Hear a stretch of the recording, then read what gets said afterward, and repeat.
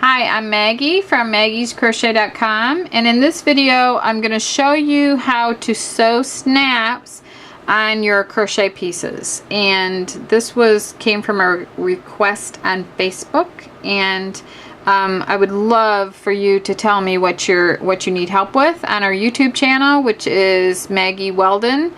And on Facebook, we read all the comments on our forum, on our blogs, and we actually have little forums that I have everybody fill out when a request comes in, and then I sit here with the forms and I do the videos. So most of the time we can do a video that will help you master the art of crochet. So anyway, this one's on snaps, and I think it's gonna be highly unlikely that you would use snaps this small. Maybe if you had a design that was done with thread. So but whatever your project is, if it's thread, you can use a smaller snap. If it is bulky yarn, like let's say this right here, this bulky, this is worsted weight yarn, you might have to use a big snap like this to get it to stay when it closes. And I also found these magnetic snaps, and I thought I would open these and see. They attach really easily.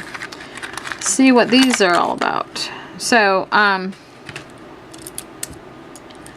they're sticking together like they're supposed to.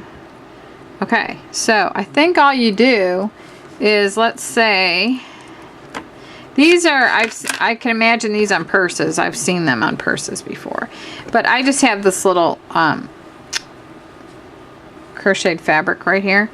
Let's say I want to attach this here, so I'm just putting one side here, and then I'm putting the little plate over it, and then I'm folding these ends down. Okay, so anyway, I would just fold these ends down. Might need a hammer. And then on the opposite side over here, I'm going to take the magnetic side and do the same thing. Let's say it was facing here.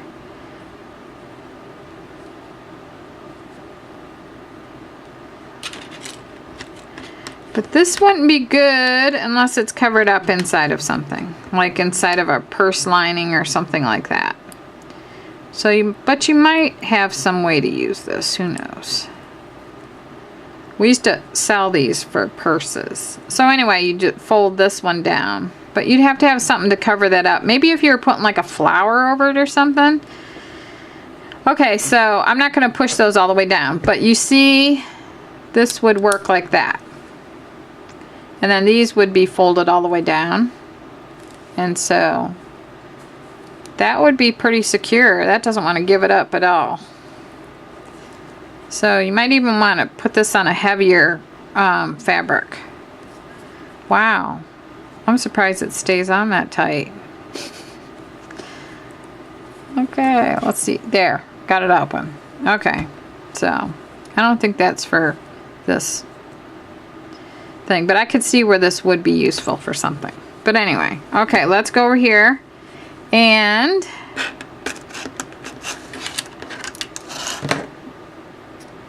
sew a snap-on. So I am going to, I want to use, it's kind of, I did another video that has how to sew buttons on, and a lot of what was in there is the same that applies to right here. And I want to use the heaviest thread I can and the biggest needle that I can to carry the heaviest thread to go through these little holes here, because it'll be stronger on my piece. So if you're sewing on snaps like this big, let's say you want to put one snap here, the bottom part would be here, and the top part would be on the underside here, and then they would close like this. So I want to sew this to this, and on the opposite side is the right side of my work. So I want to be really careful that I don't have any of the sewing show on the right side of my work. So because of that, because I don't want the thread to show, and because this is a light sport weight yarn, I think I will opt to sew them on, even though I have these big holes, with regular sewing thread. So maybe if you have a bulkier piece and you can sew under in between the stitches without it showing to the wrong side, I mean to the right side, then you could go with a little bit heavier thread, like maybe a crochet cotton thread size 10, or maybe even a sport weight cotton, but most it's probably going to be this kind of crochet thread. So even if you don't crochet with thread, it's nice to have a couple of skeins to use for projects like this. So basically I can kind of use a big needle here. If I can pick them up. I have a hard time picking them up off this table. Okay, so basically I can use a big needle because there's big holes here to go through.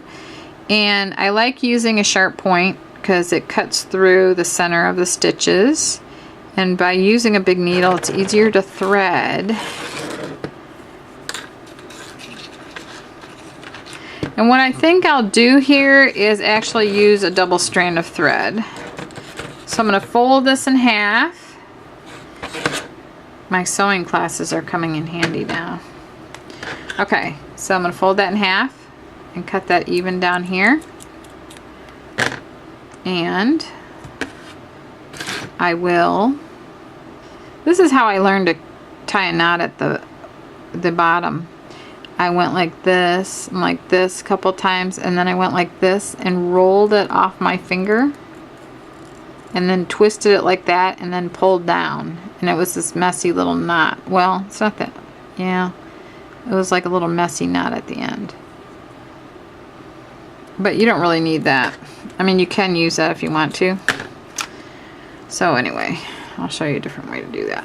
Okay, so let's start with the one that's going to be on the sewn on the right side here.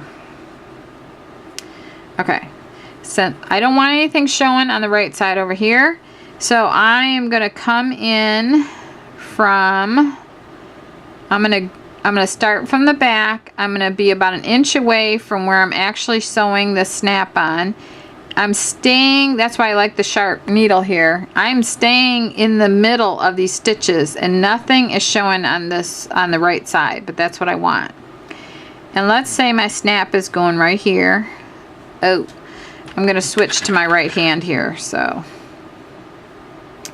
Okay, so I'm going to, all right, I'm going to stay left and we're going to have to flip this one. Okay, to sew this on, I need to go like this. See, I came in, I started here, I came out to this point here where I'm going to start sewing this on. I want to move this through really slow, and it's okay if that sticks out a little bit, because I'll just go back in and cut it. Okay, then I came out here, so I'm just going to go like this. And I'm not going through to the right side because I don't want that to show.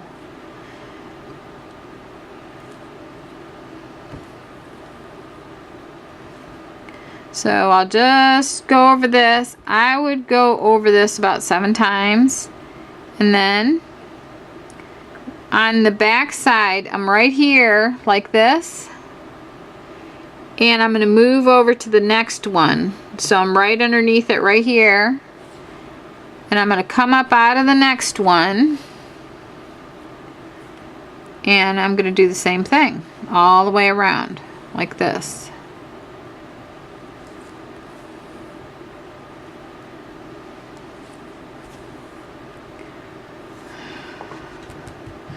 So sometimes you got to make sure that both strands are coming through together. And sometimes you land up with this going on because one leg's behind. You could also, we used to wax this in school, and then you can stretch out your needle and thread so that it's comes through more even. But do the same thing. Let's say I'm done here. I'm going to come underneath here, and you know what? There's like an open hole here where that's going to show through the other side. So what I want to do is kind of do a workaround. I'm going to go down here like that, and then I'm going to come back up to that loop right there, because if I go underneath, I've got a big open hole back there, and that strand of thread is going to show through to the right side. So I'm going to kind of come around it like this, and then I'm going to come up here to this one. And I don't want to pull too tight because that'll pull all in here. And then I'm definitely going to go over this several times, maybe 5 times. And then just keep doing the same thing all the way around. When you get to the last one, maybe you want to do a little bit more than 5 times. And then just cut it off right there. Then you can go back to your little starting end and you can snip that because it was secured on your first hole right there. So that's how you do that. So if I were finished here, I would just lay this here and just cut. Now the other one is the same thing, except that I am going to, it's going to be on this side like this, and the back of this is on the wrong side of my piece, so I don't have to be as careful with my lines going across and stuff like that. But basically it's the same thing. I just go around to every hole and sew that on like this, and so that when I get it done, my snap, that's a heavy duty snap, will be like this. And see, it'll be smaller if you use a thread like this, but it'll barely show on the right side of the work, and especially if you don't allow any of those threads to come through, it's all good. So that's how you sew a snap-on. And then I did do another video that shows you how to sew buttons on. So I hope that this helps, and be sure to join our YouTube channel, which is Maggie Weldon, and our Facebook page is Maggie's Crochet, and make sure that you visit us at maggiescrochet.com. And thank you very much for watching.